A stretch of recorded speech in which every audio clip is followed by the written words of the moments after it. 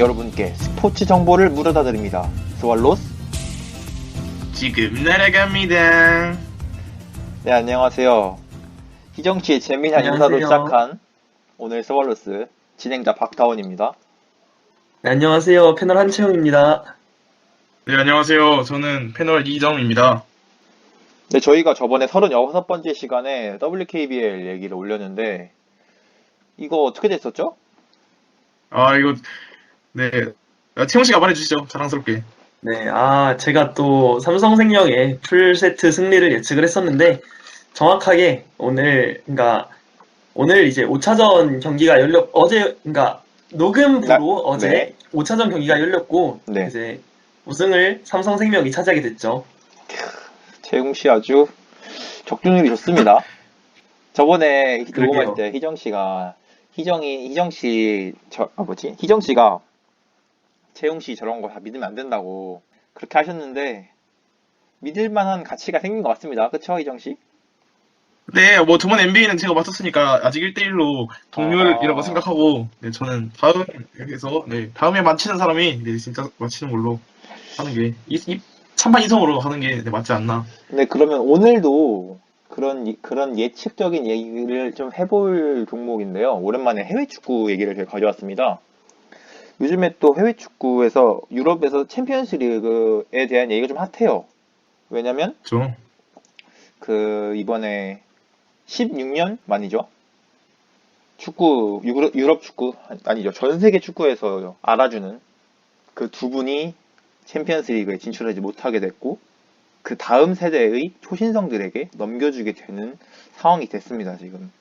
그래서 저희가 37번째 시간에 해볼 이야기는 챔피언스 리그 16강 지금까지 했던 경기 리뷰 및 남은 경기 프리뷰 그리고 결승 예측을 해보겠습니다. 네, 그래서 먼저 우선은 PSG 바르셀로나 경기를 한번 얘기를 해볼게요. 이 경기 같은 경우에는 앞서 제가 말씀드렸던 그 구시대의 영웅이 가고 새시대의 초신성이 들어오는 약간 그런 계승식과 같은 느낌의 경기였는데요. 네, 1차전에서는 누가 더 결정력 있는가의 싸움이었어요. 경기 전반적으로는 파리에게 기사가 많이 있었고요. 근데 메시가 페널티킥 넣은 부로 해서 바르셀로나가 기세를 가져가나 싶었지만 금세 음바페 동점골로 인해서 4대1로 경기가 마무리되는 모습을 보여줬습니다. 그렇게 해서 1차전이 마무리가 됐는데 그 중에서 좀 재밌었던 점이 거의 후반 끝날 쯤에 나바스 선수가 찬 공을 그리즈만 선수가 살짝 몸으로 막으면서 공이 들어갈 뻔한 장면이었는데 그게 들어갔으면 좀 이 1차전의 판도가 좀 바뀌지 않았을까, 이 경기 자체의 결과가 좀 바뀌지 않았을까 싶습니다. 그리고 2차전에서는 바르셀로나가 1차전에 이어서 좀 안 좋은 모습을 많이 좀 보여줬어요. 특히 덴벨레 선수가 좀 아쉬운 모습을 많이 보여줬고요.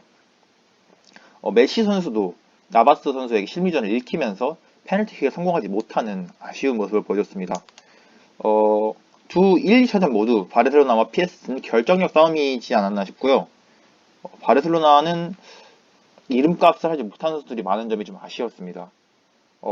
그리고 그 메시가 이제 새로 나오는 초신성인 음바페 선수에게 그러한 자리를 넘겨주는 상징적인 경기가 아니었나 싶네요. 유벤투스와 포르투 경기를 한번 리뷰를 해보겠습니다. 우선 이 두 경기는 경기 시작 초반에가 되게 중요했던 경기라고 할 수 있겠는데요.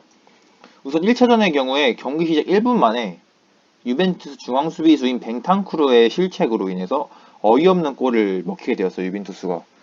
그리고 또 해서 전반전 후반의 세트피스에서 라비오 선수가 몸을 반으로 접는 슛을 하면서 이렇게 역대급 골이 챔피언스 리그에서 보여주나 싶었지만 마르티센이 그거를 완벽하게 세이브하면서 지켜내는 모습을 보여줬고요.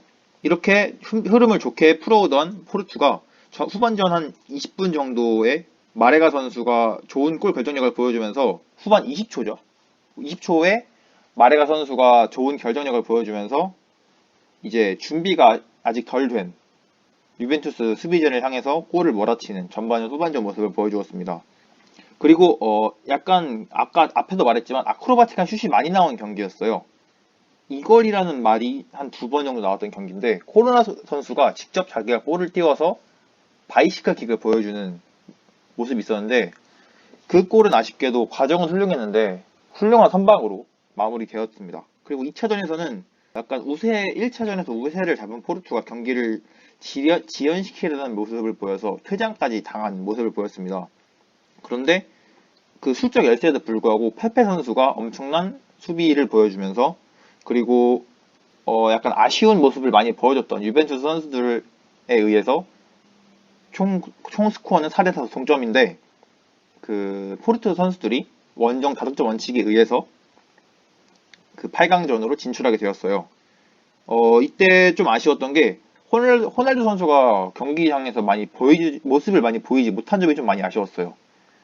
약간 호날두였으면 이거 넣어줬어야 하는데 라는 것도 많이 못 넣어줬고 그런데 또 들어보니까는 그 챔피언스 리그에서 아쉬웠던 것들을 지금 리그에서 많이 풀고 있다고 하는 소식이 또 있었습니다.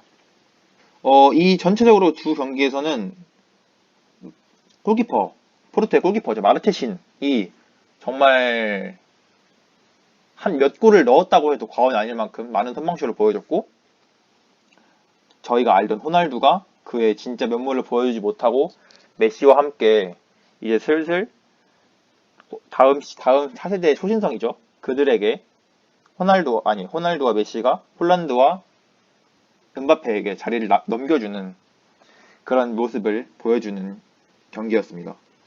네, 그리고 저희가 이렇게 16강 지금까지 나왔던 경기들을 리뷰해봤고요. 남은 경기들을 한번 프리뷰해보도록 하겠습니다. 먼저 미넨과 라치오 경기부터 프리뷰를 해주시죠. 네, 미넨과 라치오 같은 경우에는 1차전이 이제 라치오 홈에서 열렸거든요.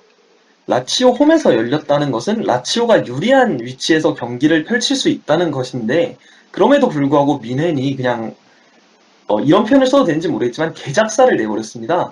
4대1이라는 총 스코어로 일말의 자비 없이 라치오를 부숴버렸다고 표현을 할 수 있는 경기인데 이제 2차전 같은 경우에는 미넨의 홈, 그 유명한 알리언츠 아레나에서 열리는 경기일 뿐더러 현재 미넨의 주축 선수들 중 폼이 나쁜 선수도 없을 뿐더러 또한 미넨이 요즘 경기에서 역시 나쁜 모습을 보여주고 있지 않기 때문에 무난한 미넨의 승리가 예측되는 경기입니다. 네, 미넨이 이제 원정을 떠났음에도 불구하고 그들의 면모를 잘 보여주었고 이게 미넨은 항상 이렇게 정말 한 팀으로 움직인다는 느낌을 강하게 주는 팀이었던 것 같아요. 이번에도 그렇고 골 장면들이 다 정말 부드럽게 연결되는 다 흐름이었어요. 네, 다음으로 맨시티와 메넨클라드파흐의 프리뷰를 희정씨가 해주시겠습니다. 네, 맨시티와 또 메넨 글라드바흐 이름이 좀 그렇기 때문에 저는 그냥 메넨으로 부르도록 하겠습니다. 아, 네. 네, 1차전에서 네. 1차전은 맨시티가 챔피언스 리그 우승 후보 같은 모습을 보여주면서 압도적인 경기차로 메넨 상대로 1-0 승리를 거두었습니다. 또한 거기에 또 맨시티는 희소식으로 그동안 부상으로 결정했던 아구에로 선수가 후반 80분에 복귀식을 이제 가지게 되면서 더 안 그래도 강력한 정력에 거기에서 더 강력해지고 이제 댓글 같은 거 보면은 이제 제주스 선수가 유일한 암이다 그런 말이 많은데 이제 아구에로 선수가 복귀하게 되면서 더 확실히 공격진을 더 탄탄하게 가져가고 제가 보기에 2차전에서는 맨시티가 한 3골 차 이상으로 벌려서 이기지 않을까. 맨시티가 이번에 맨유에게 지면서 약간 흐름이 꺾이는가 하긴 했지만 또 사우스햄프턴과 풀럼 상대로 3골 차 이상을 가져가면서 다시 또 상승 곡선을 엄청나게 그리고 있거든요. 제가 보기에 이번에 맨앤도 그 희생양이 되지 않을까 저는 생각해 봅니다. 네, 요즘에 맨시티가 어느 한 선수를 에이스로 꼽기 힘들 만큼 모든 선수들이 잘해주고 있어요. 그렇기 때문에 아까 희정씨가 전력이 많이 올라왔다고 해주셨는데 그 부분은 전력입니다, 여러분. 정력이 아닙니다. 전력이라고 합니다. 전력입니다, 전력. 네, 전력. 전력이요, 전력. 네, 그들의 이거 편집 잘 해주세요, 편집. 네, 편집 없습니다. 그들의 전력을 잘 보여줄 거라 생각합니다. 네, 다음으로 레알과 아틀란타의 경기를 한번 프리뷰해보겠습니다. 아틀란타의 경우에는 열세에도 불구하고 꽤나 준수한 경기력을 보여줬는데요. 하지만 이 수적 열세에서 배운 점이 있는 팀은 아탈란타뿐만이 아니라 레알 마드리드도 이들을 어떻게 공략해야 할지 잘 배웠을 것 같은데요.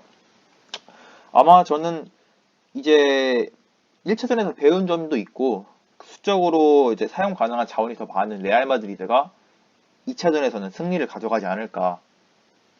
하지만 그 상대 8강 올라올 팀들을 봤을 때는 8강 이상으로는 가긴 힘들지 않을까 하는 느낌이 좀 듭니다. 다른 분은 어떻게 생각하시나요? 제가 감히 의견을 얘기해보자면, 네. 이제 제가 성향 자체가 약간 역배를 즐겨하는 성향이라서, 저는 이제 아틀란타가 승리를 할 수도 있지 않을까. 그래서 이 16강에 가장 큰 기적을 쓸 수 있지 않을까라는 생각을 해보고 있습니다. 그 이유가 이제 아틀란타 팀 자체가 팀을 가리지 않고, 그러니까 상대 팀을 가리지 않고 다득점을 퍼붓는 것으로 유명한 팀이거든요. 올해 열린 모든 경기를 봐도 단 3경기만 무득점을 했고, 나머지는 이제 득점을, 그러니까 상대팀의 골망을 흔들었다는 것을 생각을 한다면, 이제 요즘 같이 레알 마드리드 그렇게 막 단단하지 않은 수비진을 상대로 아틀란타가 굉장히 강력하게 물어뜯으려고 할 거예요. 그리고 그 강력하게 물어뜯는 것을 레알이 이제 약간 헐거워진 수비진으로 막아낼 수 있을까? 그게 또 의문이긴 하거든요. 레알의 어찌 보면 가장 강력한 창이었어야 할 아자르 선수는 아직도 부상으로 허덕이고 있고, 예전 같지 않은 레알을 아틀란타가 잡아낼 수도 있지 않을까라는 생각을 한번 해봅니다. 네, 감사합니다. 그리고 다음으로 첼시와 아틀레티코 마드리드의 프리뷰 한번 진행해 주시죠, 이정씨. 네, 첼시와 아틀레티코의 경기는 2월 24일과 3월 18일에 이제 2월 24일 경기는 이제 끝났고 3월 18일에 이제 경기가 다시 2차전이 열리게 되는데요. 1차전에는 아틀레티코의 측면 자원인 트리피어 선수가 출전 정지 징계로 인해서 출전을 못했습니다. 그리고 부르살리코 선수와 카라스코 선수는 또한 부상으로 출전하지 못했고요. 그래서 이로 인해서 ATL 감독인 시메오네 감독은 극단적인 수비를 추구하면서 원정에서의 2차전을 승리로 가져가겠다는 그런 이제 전략을 내세워 오셨는데요. 하지만 이제 후반 23분 올리비에 지루 선수가 환상적인 바이시클 킥을 통해서 시메오네 감독의 계획은 이제 무산이 되면서 경기가 마무리되었습니다. 그러면 저희가 이제 8강을 넘어서 결승전 예측을 한번 약간 이르긴 하지만 미리 한번 해볼게요. 네, 채용 씨는 어떤 팀이 결승전에 나올 것 같고 우승할 것 같은지 한번 얘기해 주실 수 있나요?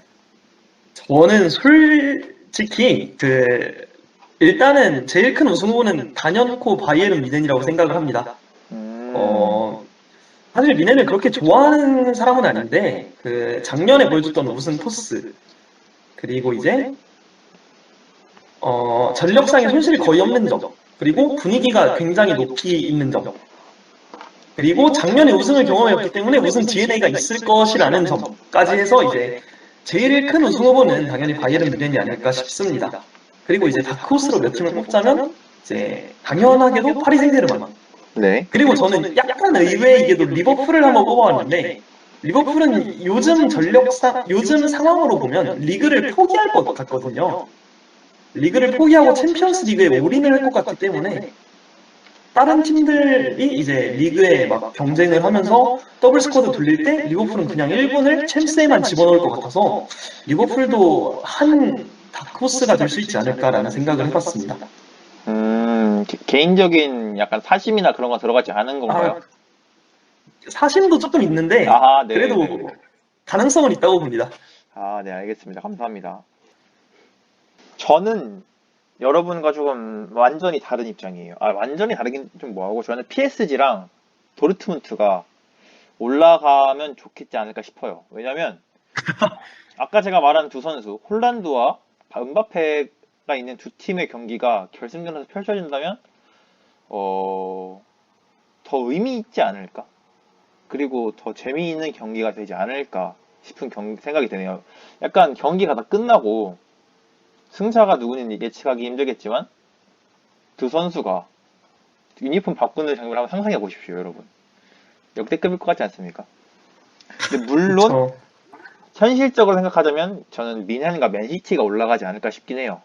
제 바람은 PSG와 돌문입니다만. 네, 이렇게 해서 저희가 16강 남은 경기 프리뷰, 그리고 리뷰, 더불어서 우승팀을 한번 예측을 해봤는데요. 이걸 들으시는 청취자 여러분들은 어떤 팀이 우승할 것 같은지, 그리고 어떤 선수를 눈여겨보면 좋을 것 같은지 한번 댓글 달아주시면 감사하겠습니다.